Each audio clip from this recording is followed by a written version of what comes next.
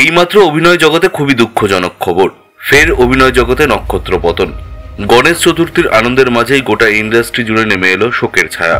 মারা গেলেন সিনেমার জনপ্রিয় অভিনেতা। অবশেষে সকালবেলায় নিজ বাসভবনেই শেষ নিঃশ্বাস ত্যাগ করলেন অভিনেতা।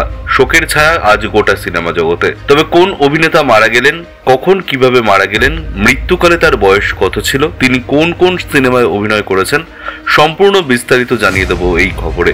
বিস্তারিত জানতে খবরটি শেষ পর্যন্ত দেখবেন। আর সব খবর সবার আগে দেখতে আমাদের ইউটিউব চ্যানেলটিকে সাবস্ক্রাইব করে পাশের নোটিফিকেশন বেলটি অন করে দিয়ে আমাদের পাশে থাকবেন। বিনোদন জগতে ফের দুঃসংবাদ, অকালেই চলে গেলেন ভারতের জনপ্রিয় অভিনেতা। পারিবারিক সূত্রে জানা গেছে তিনি দীর্ঘদিন ধরে অসুস্থ ছিলেন। সম্প্রতি তাকে মস্তিষ্কে রক্তক্ষরণের কারণে হাসপাতালে ভর্তি করানো হয়েছিল। গত 1 বছর ধরে তিনি অসুস্থ ছিলেন।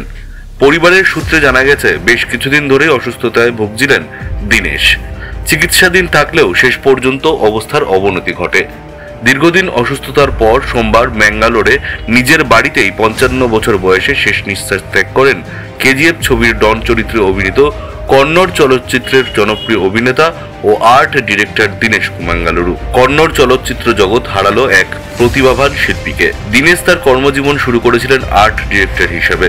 নিখুঁত কারুকাজ এবং ভিজুয়াল সৌন্দর্যের জন্য তিনি দ্রুতই চলচ্চিত্র জগতে খ্যাতি অর্জন করেন। পরবর্তী সময়ে অভিনয়ে আসেন এবং চরিত্র অভিনেতা হিসেবে নিজেকে প্রতিষ্ঠা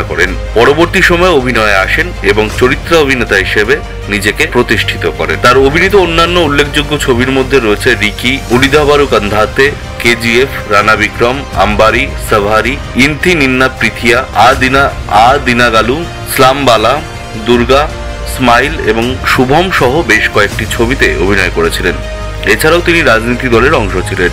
তিনি নাম্বার 73 এবং শান্তিনিবাসের মতো ছবিতে শিল্প পরিচালক হিসাবেও কাজ করেছিলেন। তার অভিনয় জীবনের মোড় ঘুরে যায় আ দিনাগালু ছবিতে সীতারাম শেট্টির চরিত্রে অভিনয়ের মাধ্যমে।